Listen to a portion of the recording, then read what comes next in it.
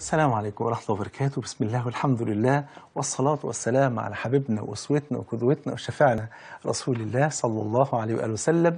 أما بعد، فمرحبا بإخواني وأخواتي وأهلي وأحبابي، مرحبا بكم مرة أخرى مع ليلة في بيت النبي. تعالوا نزور بيت الرسول ونسعد بنور نبي الوفا. اللهم صل وسلم وزد وبارك عليك يا حبيبي يا رسول الله صلى الله عليه وآله وسلم. كالعادة أدينا داخلين على الحبيب المصطفى بكل أدب وهدوء وسكينة، واوعى تنسى التأشيرة. صلى على حبيبك صلى الله عليه وآله وسلم. دخلنا على النبي كالعادة لقيناه قاعد بيربي الصحابة. يا بختيهم يا بختيهم بقعدتهم مع النبي، يا بختيهم بصحبتهم للنبي صلى الله عليه وسلم.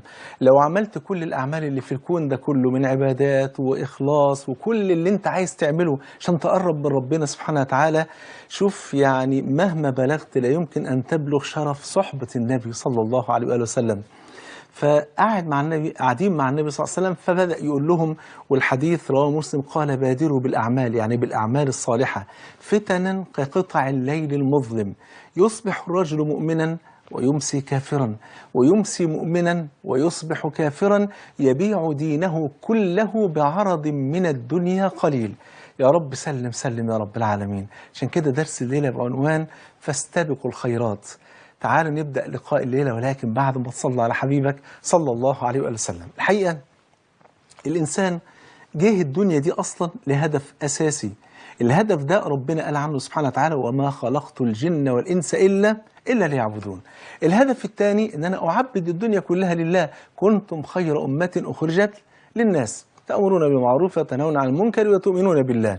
يبقى إذن أنا جيت الدنيا عشان أعبد ربنا وعشان أعبد الناس من حولي لله سبحانه وتعالى، وأخذ أجرهم الدل على الخير كفاعله. ولن يهدي الله بك رجلا واحدا خير لك من حمر النعم، من سن في الإسلام سنة حسنة. والأحاديث كثيرة جدا. ربنا يرزقنا وإياكم الأجر والإخلاص يا رب العالمين، اللهم آمين. شاهد في الموضوع، احنا كلنا في ميدان منافسة، احنا في ميدان سباق حقيقي.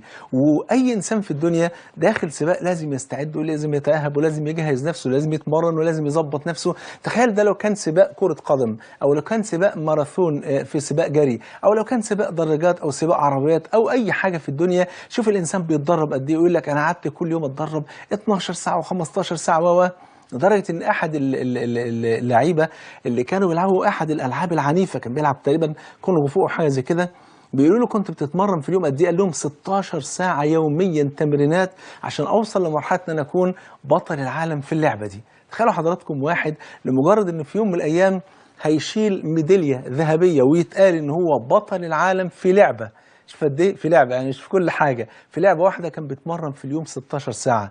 مرنت قلبك انه يحب ربنا قد ايه؟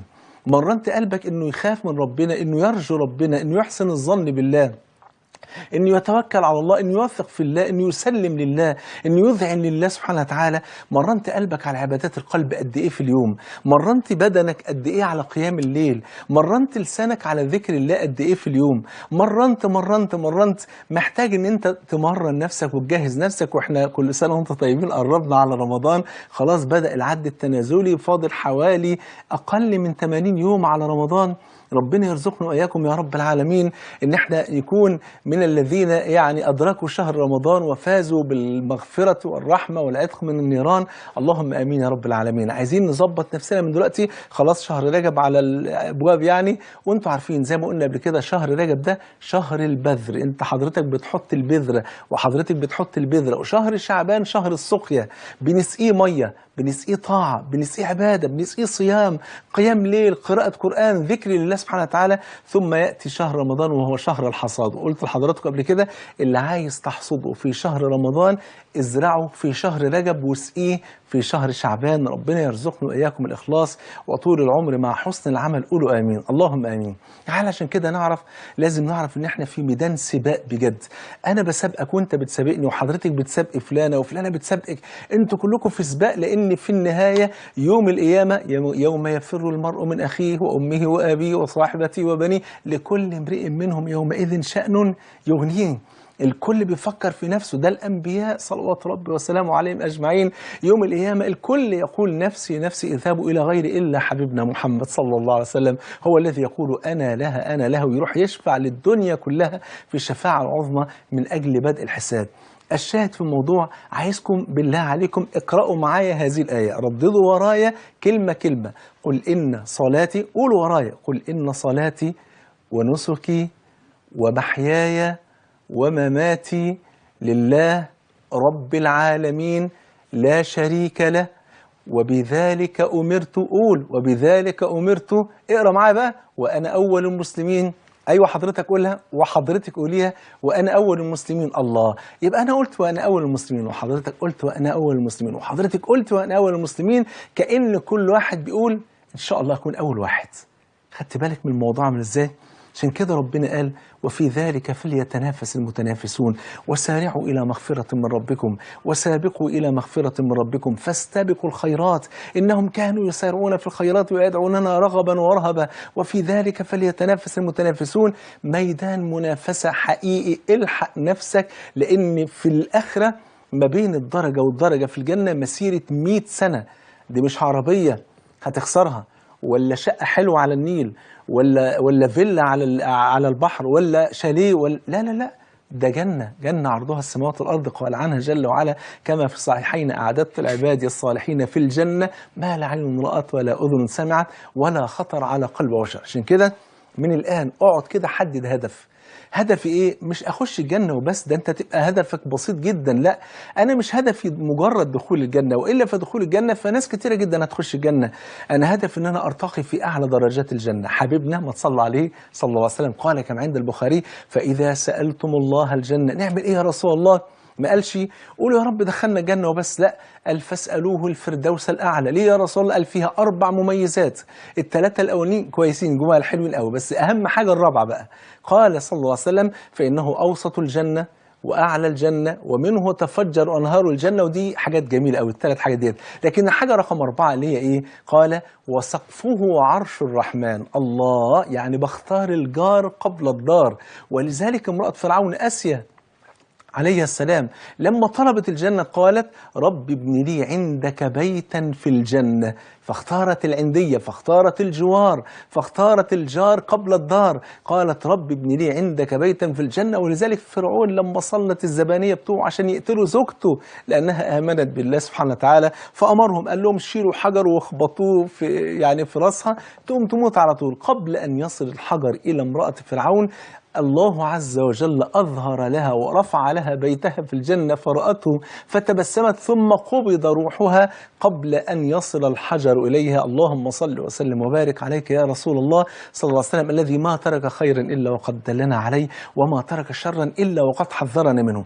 عايزين الهمة تعلو، عايزين نقول ان احنا مش مجرد بس دخول جنة، انا عايز اكون من الذين يتمتعون في الجنة بالنظر الى وجه الله بكرة وعشية. هو ايه ده يا شيخ محمود وانت قلت في الجنة بكرة وعشية؟ هي الجنة اصلا فيها عشية؟ لا، ده بتقدير فقط، مواعيد ربنا يقدرها، انما في النهاية الجنة كلها نهار ما فيهاش ليل ابدا، والايام ما بتتحسبش زي ما احنا بنحسبها. وان يوما عند ربك كألف سنة مما تعدون. واحنا عارفين ان يوم المزيد اللي احنا بنتمتع فيه بالنظر الى وجه الله سبحانه وتعالى ده يوم جمعة أصلا في الجنة.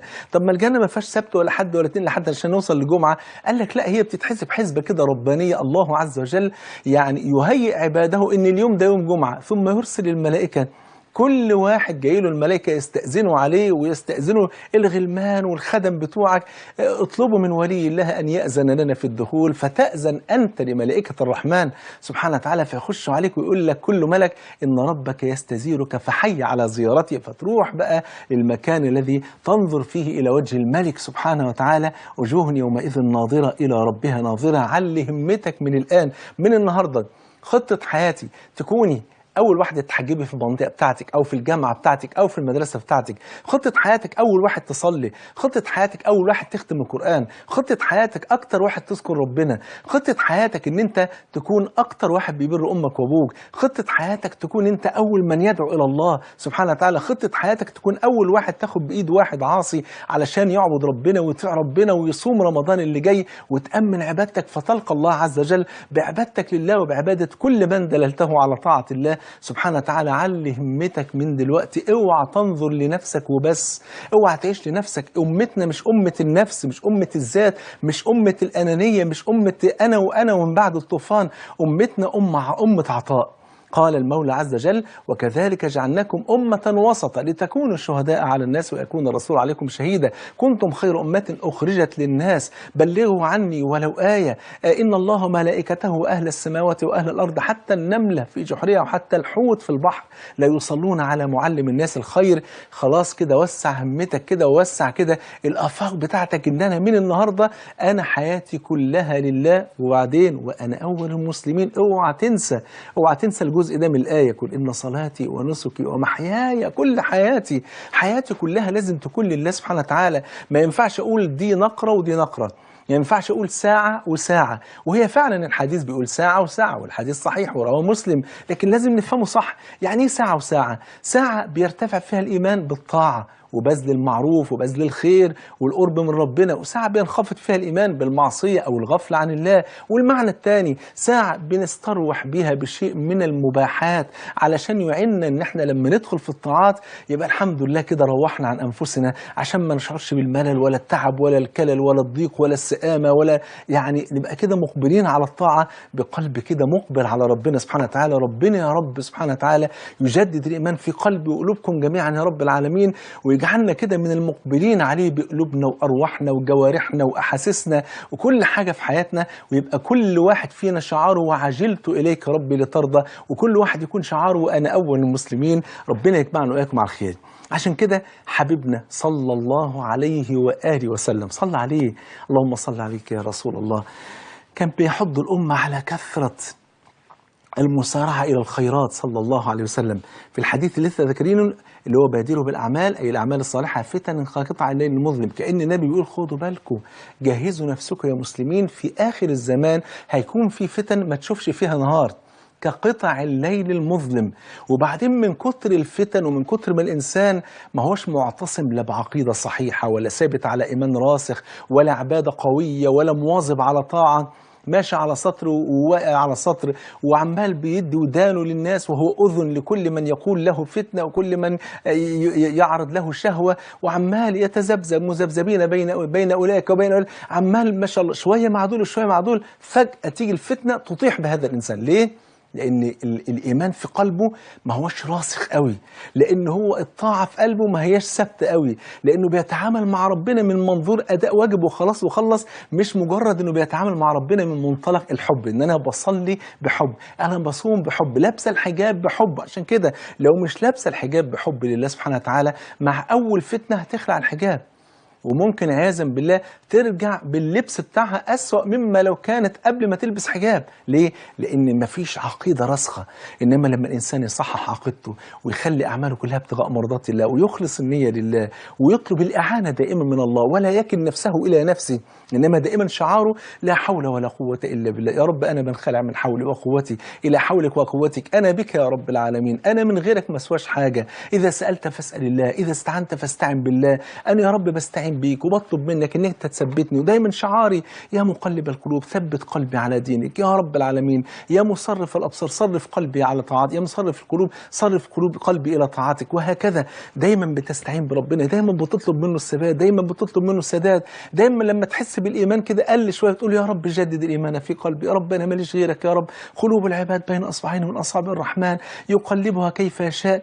لما ربنا سبحانه وتعالى يرى من قلبك هذا الذل والانكسار والحب والإخبات والإذعان والتسليم والتوكل واليقين والإنابة والتوبة، كل الأمور الجميلة دي كلها تجعل المولى عز وجل يقربك منه ويجعلك عبدا مقربا محبوبا، يحافظ عليك ويحفظك ويكلأك ويثبت الإيمان في قلبك، وأي فتن تيجي لا يمكن تزعزع الإيمان في قلبك أبدا. مهما حصل أنت ثابت على إيمانك وعلى عقيدتك وعلى طاعتك لله سبحانه وتعالى. فعشان كده النبي بيقول بادروا الحقوا، كأن النبي بيقول بالله عليكم الحقوا نفسكم يا مسلمين، كتروا من الطاعات، ما تشغلوش نفسكم بسير الناس وأخبار الناس وشتائم الناس وفضائح الناس ومشاكل الناس.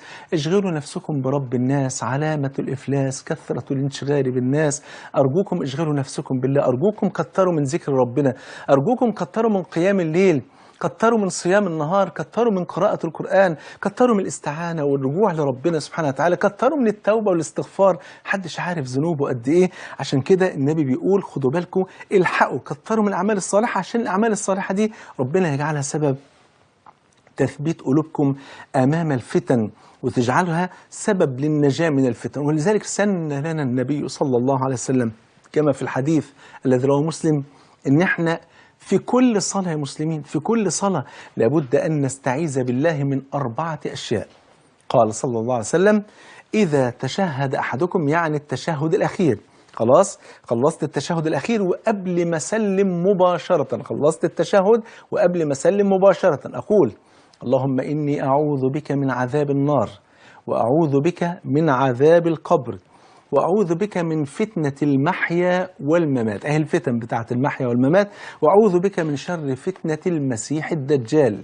نقولها مرة تانية، نقولها مرة تانية، بس ما عندناش حاجة ببلاش، لازم تصلي على حبيبك صلى الله عليه وسلم. ان انت تستعيذ بالله وحضرتك تستعيذ بالله بعد التشهد مباشرة، وقبل ما نسلم نستعيذ بالله من 4 حاجات. نعوذ بالله، اللهم إني أعوذ بك من إيه؟ من عذاب جهنم، وأعوذ بك من عذاب القبر، وأعوذ بك من فتنة المحيا والممات، وأعوذ بك من شر فتنة المسيح الدجال. الله أكبر. عشان كده محتاجين إن احنا فعلا يا جماعة نستشعر معنى السباق الجميل اللي احنا فيه، فاستبقوا الخيرات. محتاجين ان احنا نتسابق، محتاجين ان احنا ما يعديش علينا يوم الا لما نقعد كده نعمل كشف حساب لنفسنا. قدمت ايه؟ قدمت ايه لدينك؟ قدمت ايه لبلدك؟ قدمت ايه لأسرتك؟ قدمت ايه لنفسك؟ لو مت دلوقتي، واقعد قول لنفسك كل يوم قبل ما تنام: لو مت دلوقتي انا مستعد للقاء ربي سبحانه وتعالى. اقول لكم حاجه، احنا قاعدين دلوقتي على الهواء برنامج ليله في بيت النبي. لو قدر ربنا سبحانه وتعالى، يا رب يرزقكم طول العمر مع حسن العمل، لو قدر ربنا ان ملك الموت داخل علينا الان ونادى وقال: مين منكم يا مسلمين مستعد الآن يلقى الله سبحانه وتعالى؟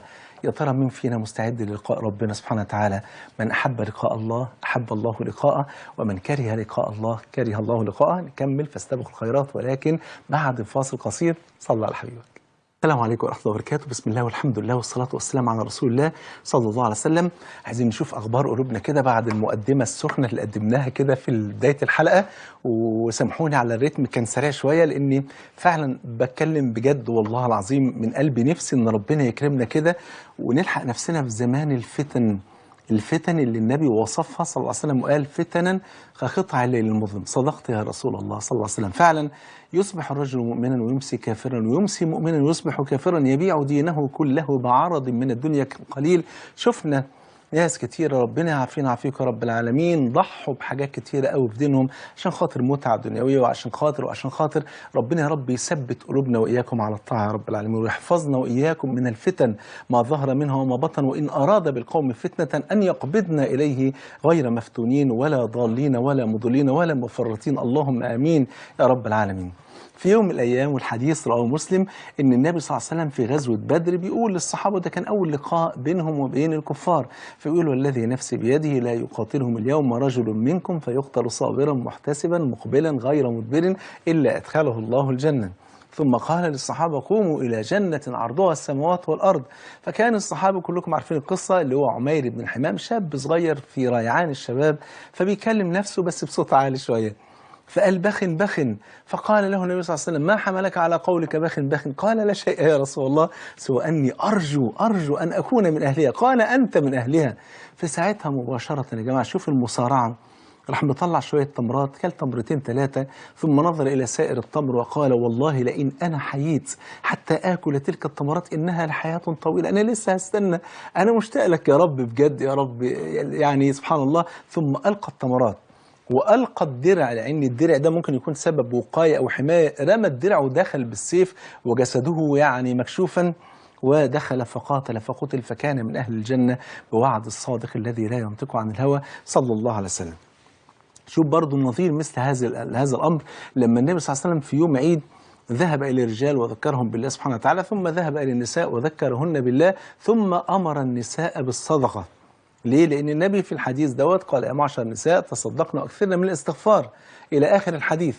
فالنساء مجرد بس ما سمعوا النبي فقط بيقول يعني تصدقنا بس كده، كان النساء أمرهم حاجة في غاية العجب. ودايما النساء يعني مش ذنب لينا احنا كرجال، إنما دايما النساء عندهم النزعة العاطفية للأمور الإيمانية والبذل والعطاء عجيب جدا يعني. هات واحدة النهاردة أخت فاضلة كده ومسكها مثلا دار أيتام، شوف بتبذل حياتها إزاي. هات مثلا رجل زي حالتنا يمسك من نفس الدار ديت، ما بقولش مين أحسن، لكن هي عشان عندها الناحية العاطفية أقوى تجد عندها البذل أقوى بفضل الله سبحانه وتعالى. فما كان من النساء إلا إنها كل واحدة منهم اللي خلعت الحلق واللي خلعت الخاتم واللي خلعت الغويشة، وكل الذهب اترمى في الثوب الذي جمعه بلال وأتى به إلى النبي صلى الله عليه وسلم من باب التسابق، فاستبقوا الخيرات وفي ذلك فليتنافس المتنافسون. في يوم من الأيام، والحديث رواه البخاري ومسلم، واحد جاي بيقول للنبي صلى الله عليه وسلم، قال له يا رسول الله أي الصدقة أعظم أجرا؟ أكتر صدقة ممكن يكون أجرها عظيم إيه؟ قال له صلى الله عليه وسلم أن تصدق وأنت صحيح شحيح تخشى الفقر وتأمل الغنى.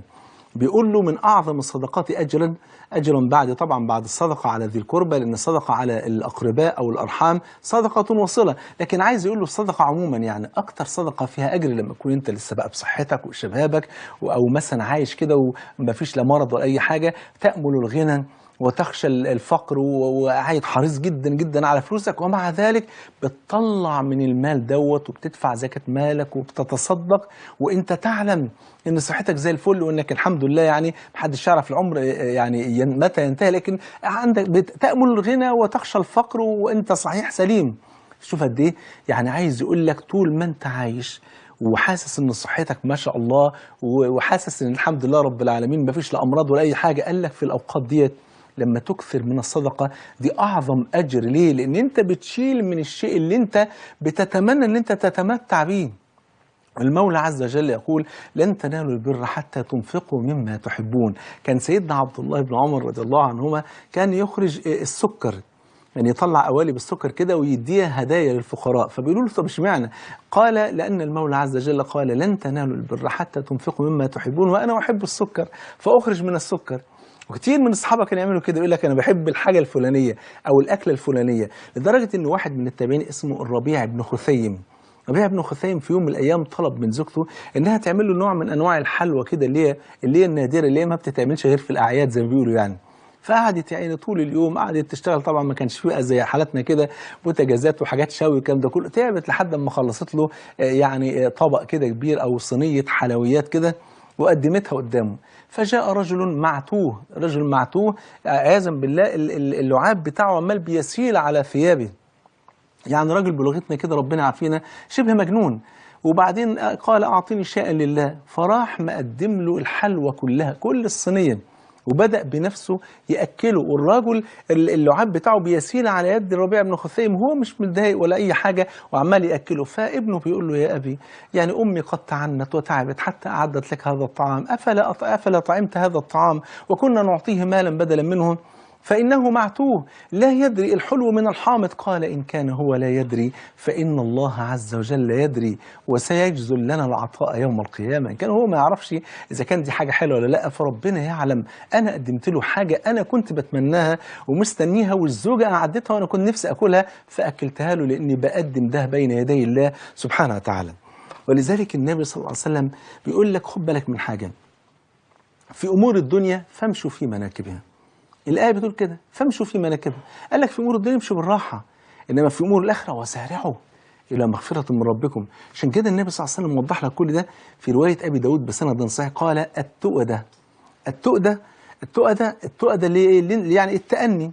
أنت عارف كنا إيه زمان، مرة كده كان واحد كبير في السن كان راكب معاه العربية، فأنا بطبيعتي بحب أمشي سريع شوية لكن بعقل يعني، فأنا ماشي فقال لي يا محمود يا ابني امشي بالراحة عشان نوصل بسرعة. فأنا بحسبه بيهزر يعني، فبقول له ازاي امشي بالراحة عشان نوصل بسرعة؟ قال لي ما انت لما تمشي بالراحة مش هنعمل حادثة فنوصل بسرعة، انما لو مشيت بسرعة ممكن تعمل حادثة نقف اليوم كله في الشارع. شوف الكلام ده في أمور الدنيا. في أمور الدنيا امشي بالراحة عشان توصل بسرعة، في أمور الآخرة امشي بسرعة عشان توصل بسرعة. شوف قد ايه التؤدة خير، أو التؤدة في كل شيء خير إلا في عمل الآخرة. ده كلام حبيبك متصلى عليه صلى الله عليه وآله وسلم. عشان كده في يوم من الأيام، والحديث رواه الحاكم بسند صحيح، النبي قال لواحد وهو بيوعظه قال له خد بالك بقى، أمور الآخرة ديت محتاجة إن أنت تعتبرها غنيمة، يعني امور الدنيا امرها بسيط جدا، اللي يفوتك من الدنيا ما تحزنش عليه. فاتك فلوس تتعوض، ما اتجوزتش ربنا يكرمك بالحور العين، ما خلفتش ان شاء الله في الجنه ربنا هيكرمك وتخلف بطريقه لا تتصورها. الحديث رواه الترمذي بسند صحيح ان النبي صلى الله عليه وسلم قال: المؤمن في الجنه إذا اشتهى الولد كان حمله ووضعه وسنه في ساعة واحدة. الله أكبر، ما شاء الله. لا بقى حضانات ولا زوجة يعني نايم على ظهرها 9 شهور عشان الحمل يثبت في بطنها، ولا بقى مصل ولا لقاح ولا تطعيم ولا كي جي 1 ولا كي جي 2 ولا يعني الولد بينزل ما شاء الله 33 سنة وقدامك عمارة واقفة قدامك. الله أكبر. لأن يوم القيامة الإنسان في الجنة طوله 60 ذراعا في السماء كما ثبت في الحديث الذي رواه البخاري ومسلم على طول أبينا آدم عليه السلام. فيكون حمل الولد حمله ووضعه وسنه، يبقى حمله ووضعه وسنه، يحمل تحمل الأم به وتضعه وينزل في نفس السن بتاع أهل الجنة، كل ده في ساعة واحدة. ساعة مش 60 دقيقة، يعني وقت بسيط جدا. ينزل يبقى في طول أهل الجنة وحجم أهل الجنة وسن أهل الجنة، ما شاء الله. فالنبي صلى الله عليه وسلم بيقول للرجل: اغتنم 5 قبل 5. اغتنم 5 قبل ما تندم على 5 تانيين. في حاجة وقدامها الحاجة اللي تزعلك. قال له إيه؟ شبابك قبل هرمك. اغتنم الشباب ده، فترة الشباب ديت، علشان قبل ما تعجز وتقول يا خسارة قدر الله ما شاء فعل، يا ريتني قمت الليل وأنا شاب، يا ريتني صمت النهار وأنا شاب، يا ريتني عملت الخير وأنا شاب. أنا دلوقتي لا قادر أقف على رجلي ولا قادر أعمل حاجة ولا قادر أصوم ولا قادر أقرأ قرآن ولا قادر. فبيقول لك اغتنم، الحق نفسك. اغتنم 5 قبل 5، شبابك قبل هرمك، خد بالك. وبعدين وصحتك قبل سقمك، صحتك قبل ما تمرض، ربنا يا رب يشفي جميع مرضى المسلمين. وغناك قبل فقرك، معاك فلوس انفق عشان ربنا يكرمك، يحفظ لك مالك ويزكي نفسك ويزكي قلبك ويكرمك وتلاقي الخير ده كل يوم القيامة بين يدي الله سبحانه وتعالى. وغناك قبل فقرك وفراغك قبل شغلك. النهارده انت عندك وقت، بكره ممكن تنشغل، ما تلاقيش وقت للقراءة ولا تلاقي وقت للذكر ولا تلاقي وقت لكذا. اشغل نفسك بطاعة ربنا عشان ربنا يكرمك. وفراغك قبل شغلك وحياتك قبل موتك. ولذلك في يوم من الأيام حصل موقف عجيب جدا، والحديث رواه أحمد بسند صحيح. لما النبي صلى الله عليه وسلم أمر 3 على سرية مؤتة، أمر عليهم زيد بن حارثة فإن قتل، فجعفر بن أبي طالب فإن قتل، فعبد الله بن رواحة.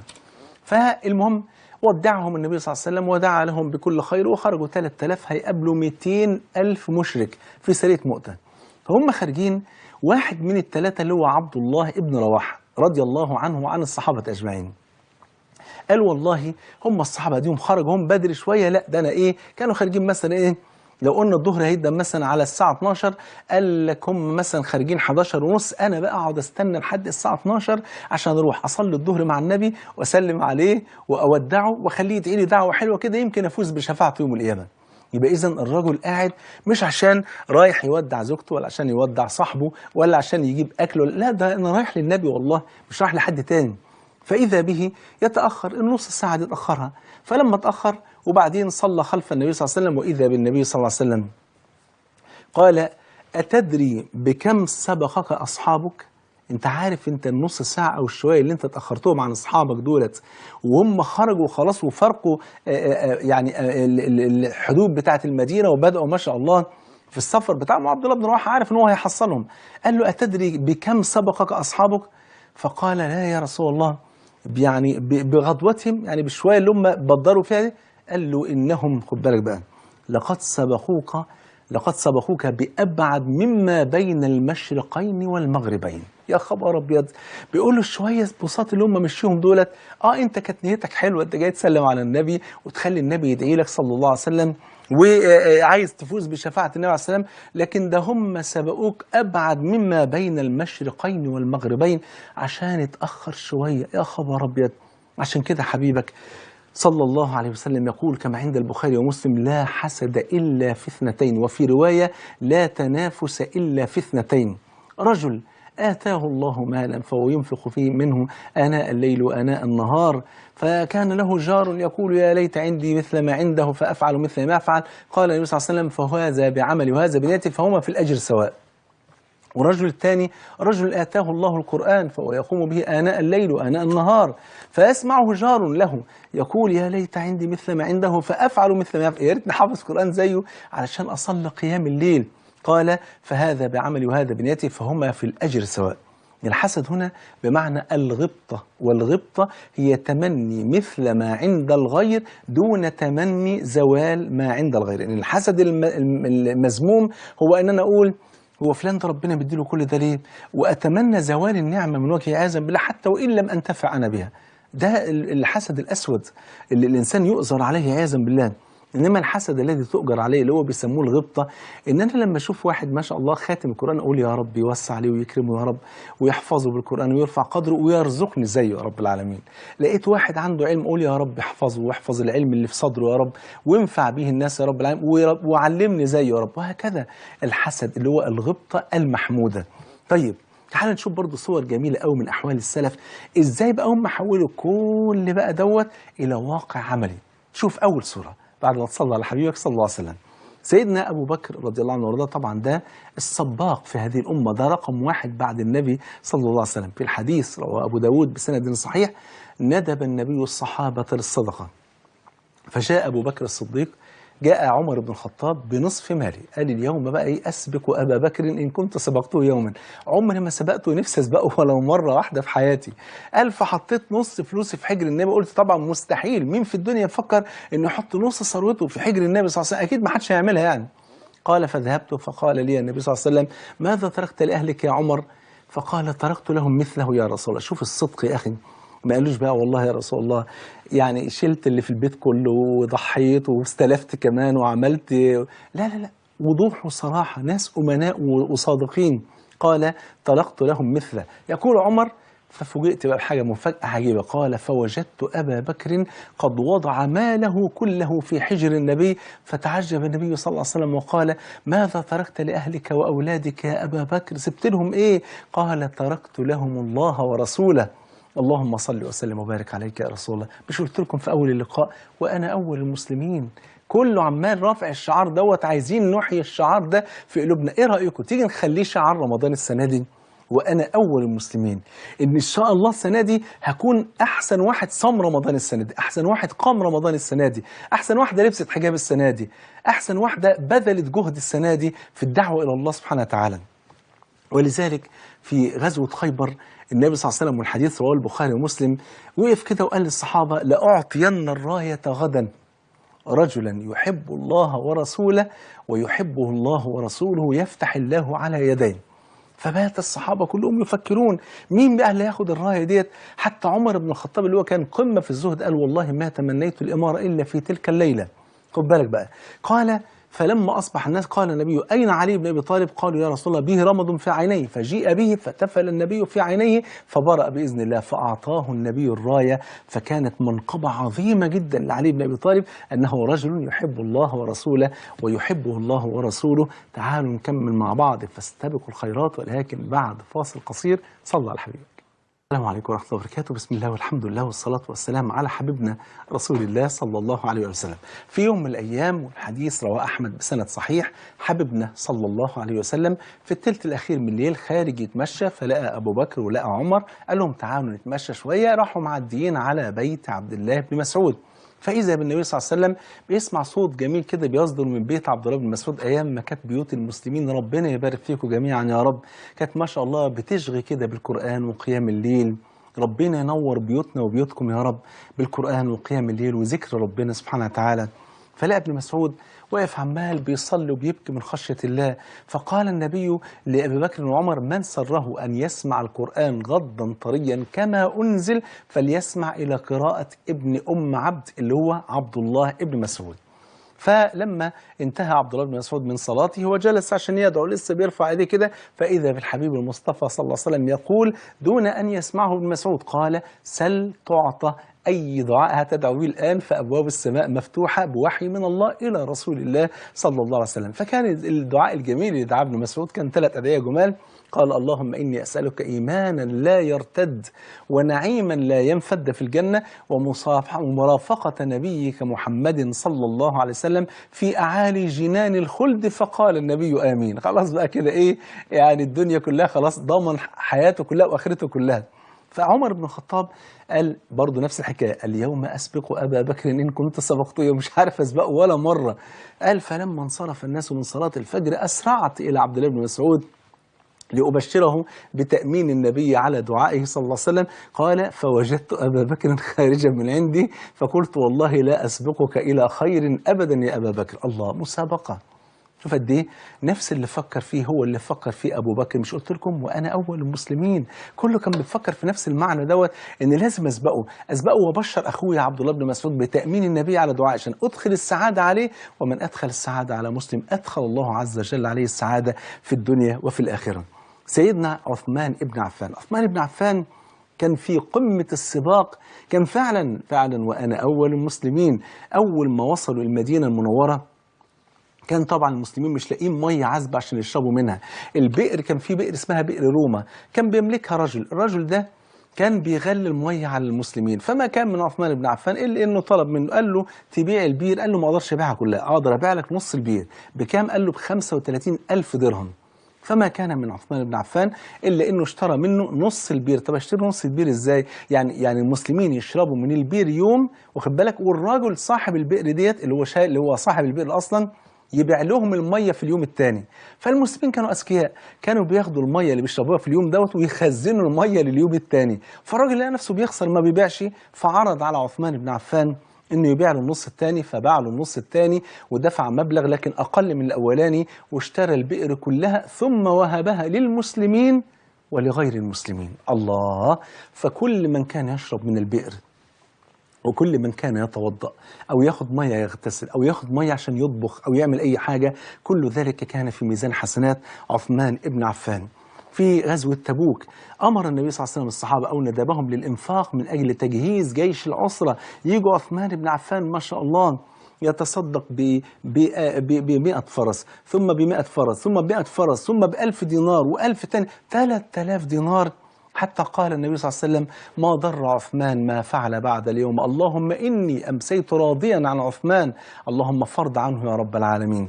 عثمان بن عفان اللي في يوم من الأيام أرادوا أن يوسعوا مسجد النبي صلى الله عليه وسلم، فاشترى الأرض اللي جنب مسجد النبي صلى الله عليه وسلم وأعطاها هدية للمسلمين من أجل أن يوسعوا مسجد النبي صلى الله عليه وسلم. وعمل الموضوع ده مرتين، مرة في عهد النبي صلى الله عليه وسلم ومرة في عهد أبي بكر رضي الله عنه وأرضاه. شوف قد إيه البذل، مرة ثالثة أو مرة رابعة أو مرة خمسة يحصل مشكلة، إن يحصل مجاعة في عهد أبي بكر الصديق وتكون قوافل جاية ما شاء الله، جمال ومحملة بالبضائع من اليمن ومن الشام وجاية كلها، والتجار رايحين يشتروا من عثمان بن عفان. وإذا بعثمان بن عفان يقول قد جعلتها كلها لله أطعم بها فقراء المسلمين، وأطعم كل فقراء المسلمين رضي الله عنه وأرضاه. فكان قمة في البذل، وكان كل يوم جمعة يعتق 10 عبيد ابتغاء مرضات الله سبحانه وتعالى. بذل يا جماعة وأنا أول المسلمين وعجلت إليك رب لترضى. أسماء بنت أبي بكر الصديق رضي الله عنه وارضاه ذات النطاقين اللي كانت حامل في الشهر السابع. تخيل حضراتكم واحدة حامل في الشهر السابع وتعبانة ومش قادرة، تعبانة جدا، وممكن تولد في الشهر السابع وممكن تولد في الشهر التاسع، ومع ذلك كانت بتمشي حوالي 5 كيلو أو أكتر وتطلع فوق الجبل عشان توصل للغار عشان توصل الأكل للنبي صلى الله عليه وسلم ولأبيها أبي بكر. فشقت نطاقها إلى نصفين عشان تربط جسمها، تربط لبسها بنطاق، والتاني تحط فيه الأكل. وإذا بالحبيب صلى الله عليه وسلم يقول لها أبدلك الله عز وجل بنطاقك هذا نطاقين في الجنة. ما شاء الله، دعاء من النبي صلى الله عليه وآله وسلم. سيدنا حكيم بن حزام، وانا بديكم امثله علشان بس نتحفز. احيانا الانسان لما يعرف المعلومه ويقول لك فعلا وانا اول المسلمين، فعلا وعجلت اليك رب لترضى، لكن لما اذكر لك امثله يبتدي انت بنفسك تتاهب وتبتدي تستعد وتتجهز، ويبتدي عندك كده حميه ان انت تعمل زي ما هم كانوا بيعملوا، وتقول سبحان الله ليه انا ما اعملش زيهم. حكيم بن حزام ربنا اكرمه ودار الندوه، واخد بالك، او دار الندوه بقت بتاعته. ودار الندوه دي كان فيها كل المؤامرات التي حاكتها قريش من أجل مقتل النبي وعداوة هذا الإسلام. فأراد حكيم بن حزام اللي أسلم في عام الفتح، رغم أنه كان من المقربين جدا للنبي صلى الله عليه وسلم، ومع ذلك فضل 21 سنة في عداوة النبي صلى الله عليه وسلم وما أسلم إلا في عام فتح مكة. فلما أسلم خد الدار ديت وراح بايعها ب100,000 دينار. طبعا كان مبلغ يعني رهيب جدا، ثروة لا تقدر بثمن. فقال له عبد الله بن الزبير: يا حكيم، بعت مكرمة قريش؟ قال: يا ابن أخي، ذهبت المكارم كلها ولم يبقى إلا تقوى الله. أشهدك أني قد بعتها وقد جعلت ثمنها لله، أرجو بها دارا في جنة الرحمن سبحانه وتعالى. وراح تصدق على فقراء المسلمين ب100,000 دينار. تخيلوا حضراتكم، 100,000 دينار تقدر النهارده بملايين. وتصدق بها حكيم بن حزام. وفي آخر 3 مواسم قبل ما يموت راح الموسم الأولاني وحج وتصدق على فقراء الحرم ب1000 شاة، نحرها وأطعم فقراء الحرم.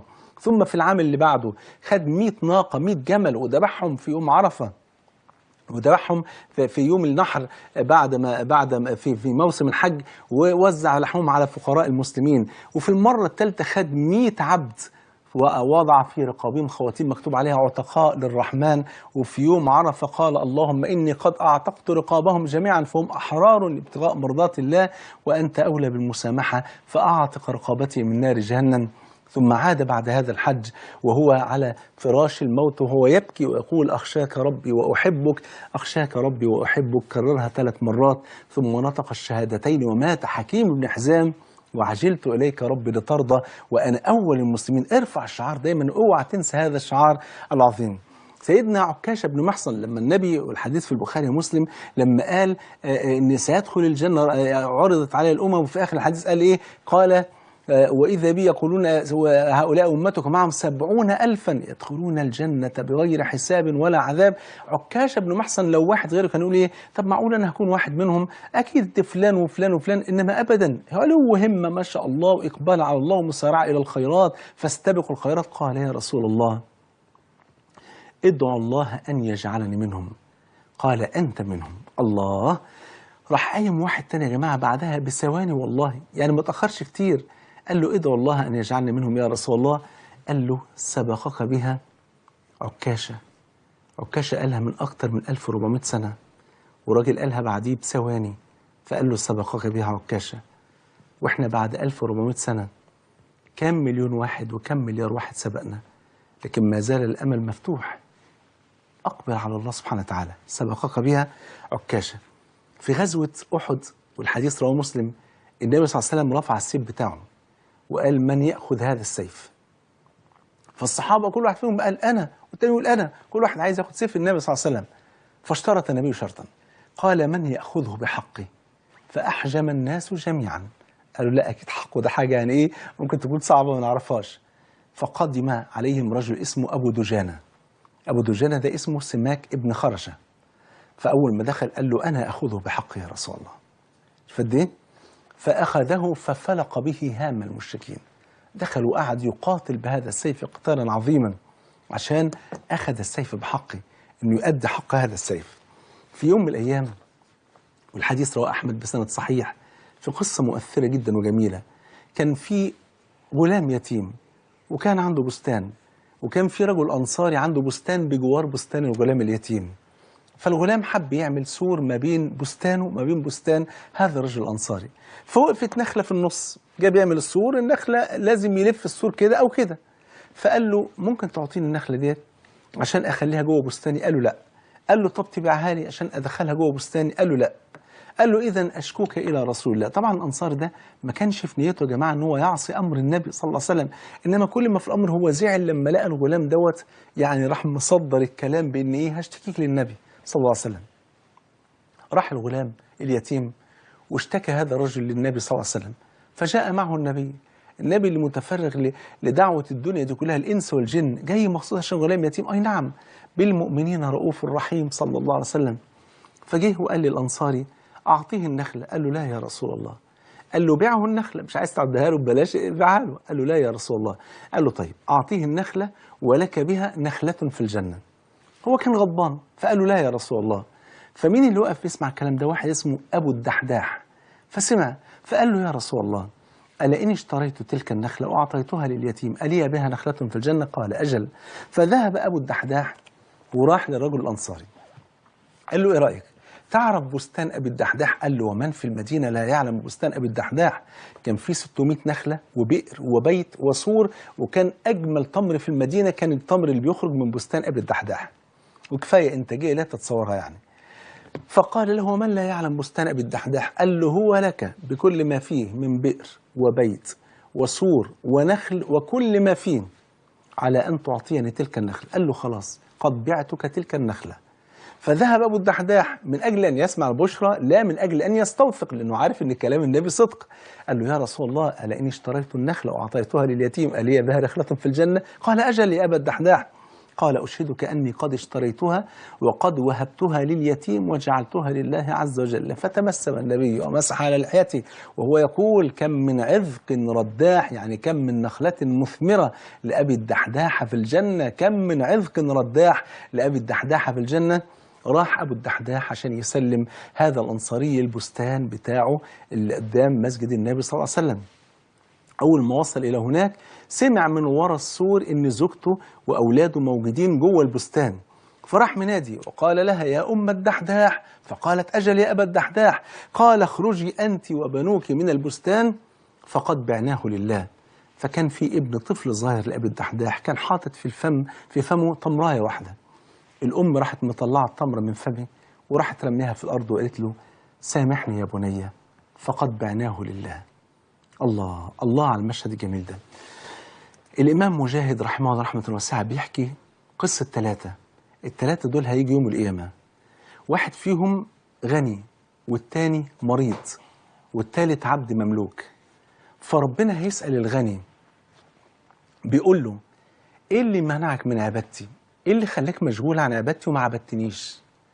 فقال له: أعطيتني أموالا كثيرة وأكثرت علي من الأموال فانشغلت بها وما قدرش نعبدك وطغيت بهذا المال. فإذا بالحق سبحانه وتعالى يأمر الملائكة أن تأتي إليه بسليمان عليه السلام. فقال لهذا الرجل الغني: أكنت أنت أكثر مالا أم هذا؟ قال له: لا طبعا، بل سليمان. قال: رب هب لي، رب اغفر لي وهب لي ملكا لا ينبغي لأحد من بعد، أنت سخرت له الجن والإنس والطير والوحش وبساط الريح إلى غير ذلك يعني.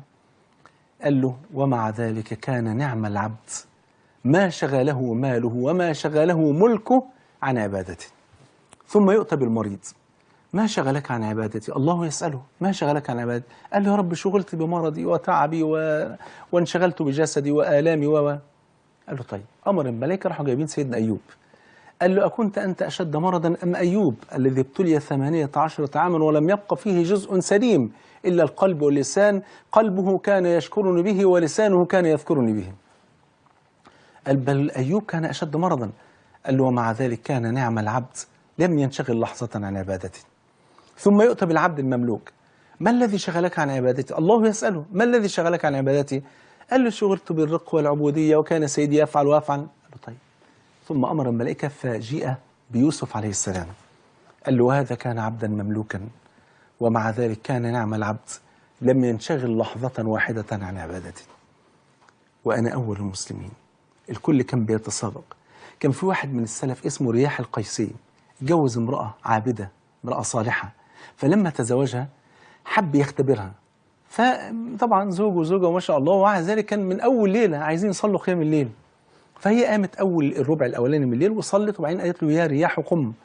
فقال لها: أقوم. وعمل نفسه إن هو نايم، هو مش نايم بس هو بيختبرها، بيشوف مدى صلاح هذه المرأة. في الربع الثاني: يا رياح قم. قال لها: أقوم وما أمشي.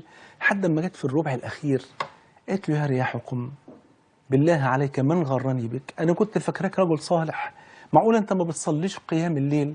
شوف همتهم كانت عاملة إزاي. فقام وقال: إنما كنت أختبرك. واحد اسمه الحسن بن صالح رحمه الله رحمة واسعة، كان ليه أخ اسمه علي بن صالح، وكان أمه كانت عايشة معهم وكان أبوه ميت، فكانوا مقسمين الليل 3 أقسام. أمه تصلي التلت الأولاني من الليل وتروح مصحية علي، فعلي يصلي التلت الثاني من الليل، وعلي يروح مصحي الحسن، فالحسن يصلي التلت الثالث من الليل، وبعدين يصحي الاثنين فيصلوا صلاة الفجر. فماتت أمه، فراح الحسن وعلي يقسموا الليل ما بينهم نصين. فلما مات علي قام الحسن الليل كله. كان عند الحسن بن صالح جارية، ففي يوم من الأيام اتزنق في فلوس، والجارية ديت كانت يعني العبيد والجواري كانوا مال، يعتبروا مال، فراح باعها لناس بجواره يعني. فلما باع هذه الجارية جاءت هذه الجارية في الثلث الأخير من الليل ثم نادت يا أهل الدار، فقالوا ماذا تريدين؟ قالت ألا تصلون؟ فقالوا أؤذن لصلاة الفجر؟ قالت سبحان الله وأنتم لا تصلون إلا صلاة الفجر؟ قالوا أجل. ففي الصباح أرسلت إلى سيدها أرجوك أن تردني إليك فقد أرسلتني إلى قوم لا يقومون الليل. الله أكبر. الإمام أبو حنيفة رحمه الله رحمة واسعة في يوم من الأيام ماشي، فسمع امرأة هي بتتكلم من وراه، فصوتها كان عالي، سمع كلامها بتقول هذا الذي يصلي الليل كله. والإمام أبو حنيفة ما كانش بيصلي الليل كله، كان بيصلي جزء من الليل. قال فلما سمعت ذلك وعلمت أن تلك المرأة قد أشاعت هذا الكلام عني، فأردت ألا يثنى علي بشيء لا أفعله، فكنت بعد ذلك أصلي الليل كله. الله. عشان كده يا حبايب قلبي بقول يا ريت اعتبروا نفسكم النهارده كأنكم داخلين في سباق 100 متر عبادة طاعة وصلاة. اوعى تخلي لحظة من حياتك، اوعى تخلي لحظة من حياتك تعدي بغير فائدة تعود عليكم في أمر دينكم أو دنيتكم. حاولوا بقدر الإمكان إن وقتكم في حياتكم تبقى في شغل، حتى لما تناموا احتسبوا كما قال معاذ بن جبل لأبي موسى الأشعري، قال له كيف تقرأ القرآن؟ قال له أقرأه قائما وقاعدا وعلى جنبي ومضطجعا، فإذا فطرت أو شعرت بتعب أنام بستريح شوية. قال له وأحتسب في نومتي ما أحتسب في قومتي، بحتسب يا رب إن أنا لما بنام إن يا رب أنا لو كنت صاحي وقادر أصحى كنت هصلي، بس أنا بنام عشان أستعين بشوية النوم دولت على قيام الليل، على ذكر الله، على قراءة القرآن، على غير ذلك. يا سلام، شوف المعنى الجميل ده. فعايزك تكون أول واحد يلتزم، عايزك تكون أول واحد يصلي، عايزك تكون أول واحد يلبس حجاب، عايز تكون أول واحد يطلب العلم، عايزكم تكون أول واحد يدعو إلى الله سبحانه وتعالى. هختم بحديثين كده في غاية الروعة.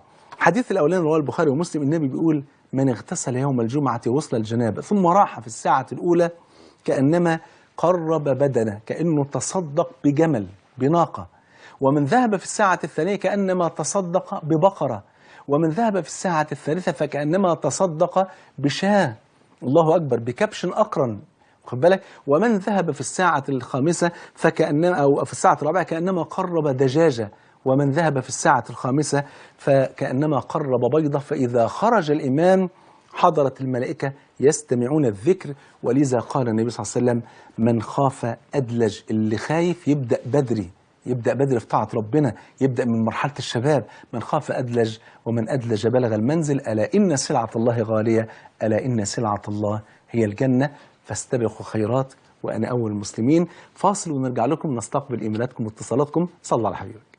السلام عليكم ورحمة الله وبركاته. بسم الله والحمد لله والصلاة والسلام على رسول الله صلى الله عليه وسلم. معانا الأستاذة إسراء. السلام عليكم.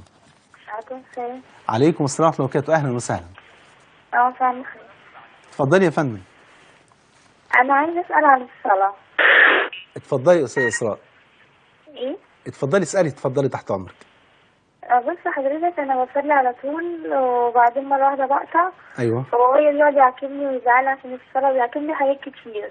فأنا عايزة أصلي وأقرب من ربنا جدا، وبعمل مع واحدة بنتي إن إحنا نصلي مع بعض ونصلي مع بعض على طول يعني، بس برضه ما بنصليش يعني حاجة بتبعدني عن الصلاة. يعني بتصلي وبعدين تلاقي حاجة بتبعدك عن الصلاة. بصي يا أستاذة إسراء، ربنا يبارك في حضرتك يا رب ويعزك. دايما يا جماعة كده إحنا بنقول إيه؟ بنقول يعني إيه؟ المرء أو الرجل على دين خليله فلينظر أحدكم من يخالل. أكتر حاجة بتهين الإنسان على العبادة الصحبة الطيبة. عارفين حتى في أمور الدنيا يقول لك بصراحة يعني اللمة بتأكل، لما نكون كده عيلة كده ومتجمعين ما شاء الله، الاب والام والاولاد ومش عارف ايه، بتلاقي الايه الواحد حتى لو ملوش نفس ياكل بياكل.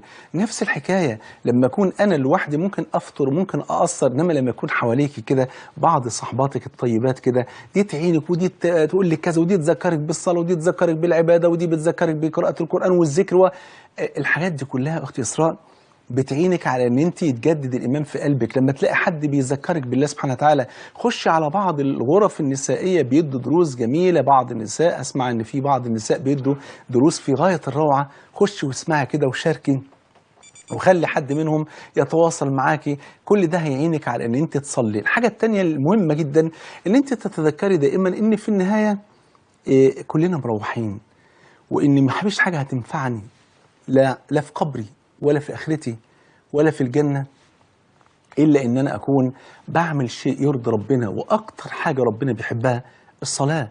قال جل وعلا في الحديث القدسي الذي رواه البخاري: وما تقرب إلي عبدي بشيء أحب إلي مما افترضته عليه. الله، أحب حاجة نتقرب بها لربنا يا أختي إسراء هو الشيء اللي ربنا فرضه علينا سبحانه وتعالى. الأستاذة ليلى، السلام عليكم. السلام عليكم. عليكم السلام ورحمة الله وبركاته. أنا أحبك جدا في الله يا شيخ. ربنا يحبك ويسترك ويبارك في عمرك يا رب. يا شيخ أتمنى أنه تدعي لي أنه يلهمني الصبر. نعم. على مراعاة الأب والأم. ربنا يا رب يرزقك الصبر ويرزقك الأجر والثواب يا رب العالمين. وهنيئا لك، أي إنسان عنده أم وأب بيكرمهم أنا بقول له هنيئا لك، معاك كنز، معاك أوسط أبواب الجنة. ربنا يحفظك يا رب ويأجرك إن شاء الله. اتفضلي يا أختي ليلى. في سؤال؟ طيب خلاص. الأستاذ أحمد بيقول: كيف أجسد شعار البسمة والرحمة في حياتي؟ شوف يا جماعة، في حاجتين. أول حاجة، الإنسان المسلم لما بيبتسم حتى والله في عز آلامه، يعني اوعوا تفتكروا مثلا إن أنا دلوقتي وأنا قاعد في الحلقة مثلا وأنا ببتسم إن أنا ما فيش حاجة من جوايا تعباني. يعني لما أكون أنا رجل عايش في مكان حزين على بلدي وحزين على اللي بيحصل في بلدي وحزين على أهل بلدي كلهم بلا استثناء، حزين على اللي بيحصل لإخواننا في سوريا، حزين على اللي بيحصل في أي بلد من بلاد المسلمين، لكن مع ذلك في محل الدعوة لازم أنسى، مش أنسى الهموم ديت، لكن لازم في محل الدعوة لازم البسمة دي تترسم على الوجه حتى لو كان القلب موجوع. ليه؟ لأن البسمة دي أولا سنة عن النبي صلى الله عليه وسلم، وثانيا صدقة. النبي كان بسام المحيا، دي سنته أنا بقلده صلى الله عليه وسلم: لقد كان لكم في رسول الله أسوة حسنة. وصدقة لأن النبي قال كده: تبسمك في وجه أخيك صدقة. الرحمة بقى لازم تعلم إن على قد الرحمة اللي ربنا بيضعها في قلبك على قد ما هتفوز برحمة ربنا. حاول إن أنت قلبك يتسع للدنيا كلها، للمسلم وغير المسلم. يعني المسلم بترحمه لأنه أخوك في الله، وغير المسلم بترحمه لأن أنت مشفق عليه أنه هو يموت على غير دين الله. فده يخليك بفضل الله تجسد شعار البسمة والرحمة. الأستاذ خالد: أنا معجب ببنت مسلمة ملتزمة وخلوقة، ولكن والدتي معارضة لزواجنا، فما هو الحل؟ بكل بساطة يا أستاذ خالد، حاول بقدر الإمكان أن أنت طالما هذه الأخت الفاضلة إنسانة محترمة ومتدينة ومن عيلة طيبة، حاول تقنع والدتك بأسلوب مهذب. حاول أن أنت تقول لها: طيب يا أمي، يعني ادي لنفسك فرصة، اقعدي معها، كلميها، دردشي معاها شوية، حاول تقنعها. إنما حاول بقدر الإمكان أن أنت ما تعملش حاجة تغضب عليك والدك أو والدتك. طبعا هم مش من حقهم يجبروك على جوازة معينة، لكن في نفس الوقت برضو مش من حقك أن أنت تتجوز واحدة الأم يعني بتكرهها أو مش عايزاها، لكن أنت تحاول تقرب المسافة بين الاثنين، لأن في النهاية الوالد أوسط أبواب الجنة. حاول توفق ما بينهم، وحاول تخلي والدتك تدي لنفسها فرصة إن هي تروح لها تزورها، أو الأخت دي تيجي تزور والدتك في وقت أنت مش موجود فيه وتتكلم معاها، وربنا يا رب يقدر لك الخير إن شاء الله. الأستاذ عبد المجيد، السلام عليكم. السلام عليكم يا شيخ. عليكم السلام حبيبي. ما حكم بيع مواد التجميل في الأسواق مع أنني مقيم في فرنسا؟ نعم، مواد التجميل للنساء. نعم، الفرنسيات والعربيات. شوف يا أستاذ عبد المجيد، ربنا يعز حضرتك. مواد التجميل في الغالب، أنا ما بقولش كلهم بيشتروها كده، في الغالب ما بيشتريهاش غير واحدة هتتجمل بيه وتخرج بيه في الشارع، فممكن تشاركها في الإثم بهذا المنظر.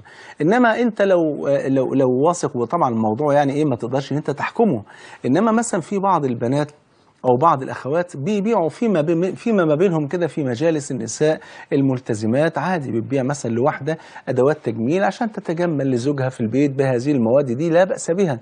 إنما التجارة في مواد التجميل من خلال محل موجود وأنا عارف إن اللي داخلالي هتشتري يقينا عشان تتزين بيه في الشارع، فأنا أخشى أن حضرتك تكون مشارك ليها في الإثم. وتعاونوا على البر والتقوى ولا تعاونوا على الإثم والعدوان. أما لو كان الغالب على المجتمع اللي حضرتك فيه مجتمع أغلبه محجبات أو أكثره محجبات، مثلا كما يحدث مثلا في بعض المجتمعات الخليجية، إن أغلب النساء أو تقدر تقول أكثر من 90% من النساء محجبات، وبالتالي أنت عارف يقينا أن هذه المرأة المحجبة يقينا مش هتستعمل المكياج دوت أو المواد التجميل دي إلا في التزين أمام والدها، أمام إخواتها، أمام محارمها، أمام زوجها، أولادها، فلا بأس بهذا، وربنا يتقبل منا ومنكم يا رب العالمين. الأخت أم مروان: أعيش في إيطاليا ولي جارتان مغربيتان، وعرفت أن إحداهما قالت للأخرى أنني أحسدها وأبغضها وأنا متألمة لسماع ذلك، كيف أتعامل معهما؟ عايز أقول لحضرتك يا أم مروان، دايما يا جماعة أنا بقول لما واحد يجي يبلغني يقول لي فلان قال عليك كذا، فأنا أعتقد فيما بيني وبين نفسي إن اللي شتمني هو اللي بلغني، لأن الإنسان اللي اغتابني وجاب سيرتي من ورايا هو لم يكن عنده الجرأة اللي توصله لمرحلة إن هو يقول الكلام في وجهي، فما زال عنده شيء من الاستحياء مني. أما اللي جه قال لي فلان بيقول عليك فما عندوش أي ذرة استحياء مني، فزي ما بنقول في مصر هنا: ما شتمك إلا اللي بلغك. وإحنا دايما نحسن الظن بالناس، وعشان حتى لا نمرض قلوبنا. جاي واحد بيقول لي مثلا: يا شيخ فلان ده فلان بيقول عليك، غفر الله لنا وله، بارك الله فيك، بعد إذن حضرتك ما تنقليش كلام من حد، الله يبارك في عمرك، إني أحب أن أخرج إلى إخواني وأنا سليم الصدر. كأنك ما سمعتيش حاجة بالمرة خالص، تعاملي معاهم أحسن معاملة وما تشكيش في أي حاجة زي كده. وحتى لو واحدة قالت لواحدة إن أنت بتقولي كذا أو كذا، قولي لها: حضرتك أنا ما بقولش حاجة على حد وما بجيبش سيرة حد، ولو هي عندها بينة هاتيها تقولي الكلام ده قدام عينيا، أما أنا فوالله أحب أن أخرج وصدري سليم لكم جميعا وأنا أحبكم في الله. بس كده، اقفلي أبواب الفتن. أنا واحد من الناس لا أسمح لأحد أبدا ان يجي يبلغني كلمه عن حد. اي حد جاي يقول لي ده يا شيخ ده فلان، او لو سمحت بعد اذن حضرتك الله يبارك في عمرك، ربنا يعزك ويحفظك، بلاش يعني توغر صدري الانسان من ناحيه اي حد. احب ان اخرج الى اخواني كما كان يفعل النبي صلى الله عليه وسلم. يجي واحد يبلغه حاجه يقول له: اني احب ان اخرج الى اصحابي وانا سليم الصدر. فربنا يكرمنا ويكرمكم. لا توغري صدرك ابدا يا ام مروان. ام عمر: السلام عليكم. عليكم السلام ورحمة الله. لو سمحت يا شيخ كان عندي استفسار بس. اتفضلي يا ام عمر. أنا بحاول في الأيام العادية مش في رمضان بس أكون أحاول أن أنا أكون في المظهر وفي المعاملات حسن المسلمة، أو مثال حسن للمسلمة، بس أنا ما بقدرش أستزيد. أنا ما بعرفش، مثلا ممكن أكتفي في قيام الليل بركعتين أو بأربعة. ممكن أختم القرآن بس على مدار السنة مثلا كلها، وفي رمضان بالذات ممكن ما أقدرش أكتر من مرتين في رمضان.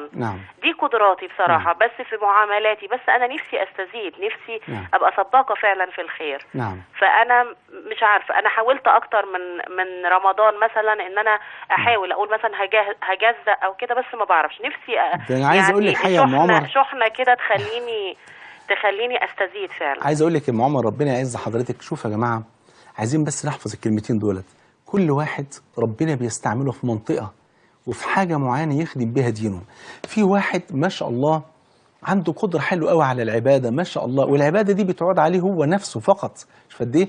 في واحدة زي أختنا أم عمر بتقول مثلا إن هي ما شاء الله بتحاول تكون صورة طيبة للمسلمة بأخلاقها بمعاملاتها بسلوكياتها. دي دعوة إلى الله سبحانه وتعالى قد تعود بالنفع على الأمة أكتر من اللي بيصلي قيام الليل. دي مسألة مهمة. في واحد ثالث عنده علم فبيبلغ العلم عشان ربنا ينفع بيه. في واحد رابع عنده حتة قدرة على الإنفاق. ولذلك لما النبي صلى الله عليه وسلم ذكر الأيام الأول من 10 ذي الحجة، إنه لما ذكر ما من أيام العمل الصالح فيها خير من تلك الأيام، قال العمل الصالح ولم يحدد. ليه؟ لأن في واحد عنده قدرة على الصيام، والثاني عنده قدرة على القيام، والثالث على القرآن، والرابع على الإنفاق. وإلا لو كانت حياتنا كلها فقط صيام وقيام وقرآن وذكر يبقى الفقراء مش هياكلوا. واخد بالك؟ فكل واحد فينا ربنا استعمله في منطقة معينة. مش لازم كلنا نبقى كلنا في القيام والصيام والقراءة القرآن وبس، لا طبعا. بس مش معنى كده ان انا هعمل الخير ده واترك برضو العبادة. هاخد من العبادة النذر والقدر اللي يكفيني واللي اقدر اداوم عليه. مثلا ممكن يكون رجل عالم، فمثلا ممكن يقوم يصلي بالليل مثلا 4-5 ركعات قيام ليل، وبقيه الليل عمال بيذاكر وبيحضر وبيعمل كتب وبيصنف الاشياء اللي ممكن يخدم بها الاسلام والدعوه الاسلاميه. فاعاده للدعوه ده خدمه اكتر من قيامه لليل. واحد عمال بيخدم أمه وبيشرف عليها في مرضها وطول الليل سهران عليها، وأخوه عمال بيصلي زي ما حصل لمحمد بن المنكدر لما قال: بت ليلة أغمز أطراف أمي وبات أخي يصلي قيام الليل وما أرضى ليلته بليلتي. يبقى إذن عايز اقول لحضرتك يا ام عمر ان كل واحد ربنا بيستخدمه في منطقه، انت ربنا استخدمه في منطقه جميله جدا محتاجينها اليومين دول قوي. ليه؟ علشان اساءه الظن بالناس الملتزمين ان لا دول كذا دول كذا. حاول تكوني صوره طيبه. فاحنا في الوقت الحالي محتاجين ان احنا نشهد للاسلام شهاده عمليه كما شهدنا له من قبل شهاده قوليه. ربنا ينفع بيك يا رب العالمين. ابو يوسف السلام عليكم. وعليكم السلام ورحمه الله وبركاته. عليكم السلام حبيبي. أحبك في الله يا شيخ محمود. أحبك الذي أحببتني فيه. يا شيخ محمود أنا مغترب في أحد البلاد العربية، فكفيلي اللي أنا شغال معاه نعم علمت إنه يشرب يعني الخمر، نعم، ولكني لم أراه، يعني سمعت من الناس يعني حكيت لي. نعم. فهل الراتب اللي أنا بتقاضاه حلال أم حرام؟ أنت مالكش دعوة بشربه، يعني هو حضرتك الراتب اللي أنت بتتقاضى الراتب دوت يا أبو يوسف، ربنا يعزك ويحفظك، بتتقاضى الراتب ده بناء على عمل حضرتك بتقوم بيه. هو بقى عياذا بالله إن ابتلي بشرب الخمر أو ابتلي بشرب مخدرات أو غير ذلك، أنت ما فيش أي علاقة بين الراتب بتاع حضرتك وبين الشرب أو المعصية اللي هو بيفعلها. لكن إن استطعت وتيقنت بدون أن أنت يعني تبحث، إذا تيقنت أن هو بيشرب فمن باب برضو يعني الدين والنصيحة تقدمها بأدب وبذوق. إذا قدرت تقدمها مفيش مشكلة، يبقى ده أفضل بفضل الله سبحانه وتعالى من باب الخوف عليه، ولكن تقدم بشكل غير مباشر عشان يعني بتبقى أجمل، يعني أجمل من أن أنت تقول له أنت بتشرب خمرة أنت بتعمل كذا. إنما لما تقول له مثلا بشكل غير مباشر والله يعني أنا أحسب حضرتك على خير، وإن شاء الله اللي زي حضرتك أكيد طبعا الحمد لله هو أبعد الناس عن الوقوع في أي حاجة تغضب ربنا سبحانه وتعالى. وأكيد حضرتك لا يمكن في يوم من الأيام مثلا، لا أتصور واحد زي حضرتك إنسان فاضل ممكن في يوم من الأيام يشرب خمرة فضل أو دخان فضلا عن إنه يشرب خمرة أو كذا. يبقى الأسلوب غير مباشر بحيث إن أنت ما تعرفوش إن أنت عرفت. الدعوة المباشرة ممكن تؤذي وممكن تجيب مشاكل، لكن في نفس الوقت ادعوه إلى الله سبحانه وتعالى وانصحه إن تيقنت من ذلك، لكن لا تبحث ولا تفتش عن عورات الناس. أما المرتب بتاع حضرتك يا أبو يوسف فإن شاء الله حلال، ما فيهوش أي علاقة بينه وبين اللي بيحصل. الأستاذة هاجر بتقول ما حكم إزالة الشارب عند المرأة؟ يجوز طبعا إزالة الشارب إذا خرج شارب للمرأة يجوز إنها تزيله، ولو خرجت لحية للمرأة برضو يجوز إنها تزيله بفضل الله سبحانه وتعالى. أمة الله السلام عليكم. وعليكم السلام ورحمة الله وبركاته. ازي حضرتك يا شيخ؟ أهلا بحضرتك يا فندم. ربنا يكرمك يا رب ويجعل كل علمك ده في ميزان حسناتك يا رب. آمين يا رب العالمين. كان لي سؤالين. السؤال الاولاني معلش انا حامل في الشهور الاولانيه. نعم. ومن ساعه الحمل وانا تعبانه جدا يعني، وحاسه الحمل ده اثر في طاعتي كتير. يعني مثلا كنت بصلي السنن ما بقتش اصليها، بصلي الفرض بس بالعافيه. مش قادره اقرا القران زي الاول، فخايفه. يعني سمعت مقوله لابن عثيمين ان لو لقيت نفسك متكاسلا في الطاعه فاحذر ان يكون الله كره طاعتك. فانا خايفه يكون كده. فاحذر ايه؟ فاحذر ان يكون الله قد كره طاعتك. نعم. فخايفه يكون ربنا كره طاعتي وانا في نفس الوقت لا احنا نحسن الظن بالله سبحانه وتعالى. انا عايز اقول لحضرتك حاجه يا امه الله. طب اقول لحضرتك السؤال الثاني. اتفضلي. ليه حضرتك لما بتيجي تبدأي في اخر الحلقه بترفع صباعك بس مش بترفع ايديك الاثنين؟ لان هذه هي السنه عن النبي صلى الله عليه وسلم انه كان يرفع الاصبع فقط. هذه يعني احنا لما ندعي نرفع صباع بس؟ نرفع الصباع. لا لما اجي ادعو الناس هتؤمن حواليا، انما انا لو هقعد ادعي بيني وبين نفسي فارفع كفاية عادي مفيش مشكله. واخد بال حضرتك؟ يعني السنه عن النبي صلى الله عليه وسلم انه كان اذا يدعى في خطبه الجمعه او في درس او غير ذلك كان يرفع اصبعه السبابه فقط. انما انا لو هقعد ادعو ما بيني وما بين نفسي عادي برفع كفايه عادي، لان في الوقت دوت انت لما بتامني بترفع الكفين، فانا في الوقت ده انا بدعو واؤمن على نفسي. انما انا لما اكون بدعو في خطبه جمعه مثلا فكان النبي صلى الله عليه وسلم يدعو بهذا الاصبع فقط. عايز اقول حاجه يا امه الله، ربنا يعز حضرتك ويبارك فيكي. كل انسان بيعتريه اشياء من الاعذار. بمعنى ايه؟ الانسان ما هوش مكن حديد، ده حتى المكن الحديد بيتعب. شيء طبيعي جدا معروف يعني ان المرأة حينما تحمل في اثناء فترة الحمل او في اثناء فترة الرضاعة او غير ذلك، الام بتتعب تعب شديد جدا، والابن بياخد من الكالسيوم اللي في الجسم وبياخد من جهدها ومن صحتها ومن عافيتها، فبيكون قوتها على اداء الطاعة ما بتكونش بنفس الكفاءة بتاعتها قبل ما تتجوز، قبل ما تكون لسه بنت صغيرة وبتقدر ما شاء الله تتحرك وتقوم وتصلي وتعبد. لكن ده مش معناه ان احنا هنفرط في الفرائض. يعني أقل القليل إن حضرتك إن شاء الله تواظبي على الفرائض وتحافظي عليها تماما، ويكون ليكي ورد قرآن يوميا ولو حتى متفرق. يعني لو مش قادرة تقري الجزء كله مرة واحدة، فعلى الأقل مثلا بعد كل صلاة خلي مثلا قبل كل صلاة صفحتين، وبعد كل صلاة صفحتين. بفضل الله مع ال5 صلوات تقدري تختمي جزء يوميا بفضل الله سبحانه وتعالى.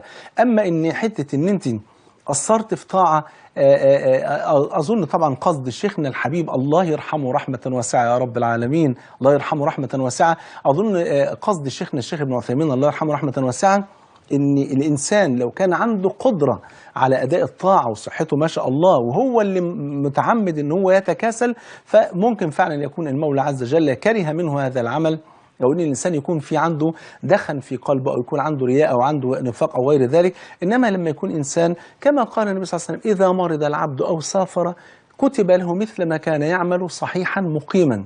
واحد مسافر شيء طبيعي بيقصر في الصلاة وممكن يجمع بين الصلاتين، فربنا يكتب له الفريضة بالسنن التي كان يفعلها وهو في الحضر.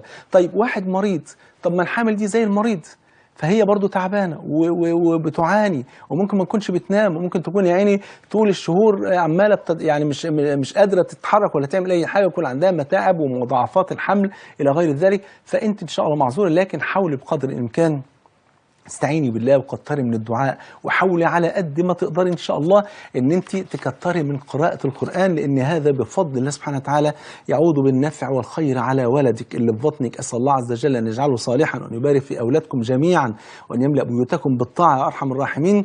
حاولي تكتري من القرآن ومن قراءة القرآن ومن الاستغفار ومن الصلاة على النبي صلى الله عليه وسلم، واكيد ربنا هيصل لك كل خير. والدعاء بقى في الثلث الاخير من الليل، ربنا يتقبل منا ومنكم. الأستاذة ياسمين، السلام عليكم. السلام عليكم. عليكم السلام ورحمة الله وبركاته. لو سمحتي فضيلة الشيخ، أنا عايز أسألك سؤال. اتفضلي. بالنسبة دايما حاسة إن أنا يعني هموت وكده. نعم. ودايما خايفة يعني. نعم. وبرضك الصلاة تقيلة عليا قوي، بالنسبة ودايما كل ما أحلم بحلم أحس إنه يعني بيبشرني إن أنا هموت أو كده. نعم. عايز اقول لك، هل ممكن الرؤية تيجي مثلا بشر ولا دايما بخير؟ ربنا يبارك في حضرتك يا رب. ان شاء الله الرؤيا تاتي بخير دائما. الحلم من الشيطان والرؤيا من الرحمن سبحانه وتعالى. عايز اقول لك يا اختي ياسمين، ربنا يعز حضرتك ويبارك فيكي. عايز اقول دايما الانسان بيمر بمراحل اقبال جامد على الطاعه، وفي مراحل ثانيه اسمها مراحل الفتور. فحضرتك عند مراحل الاقبال اقبلي على الطاعه واغتنمي كده وانهلي من الطاعه. في مراحل الفتور على الأقل تلزمي نفسك بالفرائض والرواتب، وممكن يعني شوية تأثري في النوافل شوية لحد ما تلاقي النفس بدأت تقبل مرة تانية، فتبدأي بفضل الله تلزميها، أو تحاولي بقدر الإمكان أن أنت تعينيها على أن أنت تكتري من النوافل. حتة أن أنت أحيانا بتصلي وأحيانا مش قادرة، أحيانا مش عارف إيه، على الأقل زي ما بقول دايما يا جماعة، الفرائض أقل حاجة نلقى بها المولى عز وجل الفريضة. يعني ممكن أقصر في النافلة أحيانا، ممكن أقصر في الرواتب، ربنا يعافينا ويعافيكم، لكن الفرائض يعني دي هتحاسب عليها. أول ما يحاسب العبد من عمله يوم القيامة الصلاة، فإن صلحت فقد أفلح وأنجح، وإن فسدت فقد خاب وخسر. فده فيها عياذا بالله خسارة في الآخرة، خسارة إن أنا أخسر آخرتي لو إني سبت الصلاة. فحاولي بقدر الإمكان إن أنت يكون ليكي صديقة بتعينك على الطاعة. لو متجوزة خلي زوجك يعينك، لو مش متجوزة خلي إخواتك، خلي أسرتك، والدتك. حاولوا تتعاونوا كده، وتعاونوا على البر والتقوى ولا تعاونوا على الإثم والعدوان. حاولوا تتفقوا مع بعض، تصلي حتى مع والدتك أو مع أخواتك صلاة في جماعة. حاولوا تشجعوا بعض كده، حاولوا تعملوا جلسات، حاولوا تخشوا على غرف في النت كده لبعض النساء بيدوا دروس. حاولوا بقدر الإمكان إن أنت تخلي حد ياخد بإيدك وتاخدي بإيده إن شاء الله، علشان تقربوا من ربنا أكتر إن شاء الله. والدعاء بقى، الدعاء ربنا يبارك فيك يا رب العالمين. إيه كده، إذا سألت فاسأل الله، وإذا استعنت فاستعن بالله. قول يا رب حبب إلي وزين إلي الإيمان وزين إلي الطاعة وجدد إيمانا في قلبي. وكتري من الدعاء كده يعني. وقال ربكم ادعوني أستجب لكم. الوقت الجميل مع حضراتكم بيخلص بسرعة، وما بقي إلا الدعاء. بسم الله والحمد لله والصلاة والسلام على رسول الله صلى الله عليه وآله وسلم. اللهم إنا نسألك يا ربنا بأسمائك الحسنى وصفاتك العلى، ونسألك باسمك الأعظم الذي إذا دعيت به أجبت، وإذا سئلت به أعطيت، أن تغفر ذنوبنا. يا رب اغفر ذنوبنا، استر عيوبنا، تولى أمرنا، أحسن خلاصنا، فك أسرنا، يمن كتابنا، يسر حسابنا، يسر على الصراط مرورنا، ارزقنا جميعا حسن الخاتمة. اللهم يا رب العالمين، اللهم اجعل مصر سخاء رخاء أمانا وسائر بلاد المسلمين. اللهم صب الخير على أهل مصر صبا صبا ولا تجعل عيشهم كدا كدا. اللهم وسع أرزاق المسلمين في كل أقطار الأرض. اللهم بارك في المسلمين في كل أقطار الأرض. يا رب ألف بين قلوب المصريين. يا رب نجينا من الفتن ما ظهر منها وما بطن. اللهم إن أردت بالقوم فتنة فاقبضنا إليك غير مفتونين برحمتك يا أرحم الراحمين. فرج هم إخواننا في سوريا يا رب، إنهم جوع فاطعمهم، حفاة فاحملهم، عراة فاكسهم، مرضى فداويهم، مغلوبون فانتصر لهم. اللهم فرج هم المهمومين وكرب المكروبين وحزن المحزونين وسد الدين على المديونين، واشف مرضانا ومرضى المسلمين، وارحم موتانا وموتى المسلمين، نجح طلاب المسلمين، زوج بنات المسلمين، فرج هم المهمومين وكرب المكروبين برحمتك يا رب العالمين. اللهم استرنا فوق الأرض وتحت الأرض ويوم العرض عليك، واجمعني وإياكم على حوض النبي محمد لنشرب من يده الشريفة شربة هنيئة مريئة لا نظمأ بعدها أبدا، وأتمم لنا اللذة يا الله بالنظر إلى وجهك الكريم في غير ضراء مضرة ولا فتنة مضلة. وصلى الله على نبينا محمد وعلى آله وصحبه وسلم. بحبكم في الله، والسلام عليكم ورحمة الله وبركاته.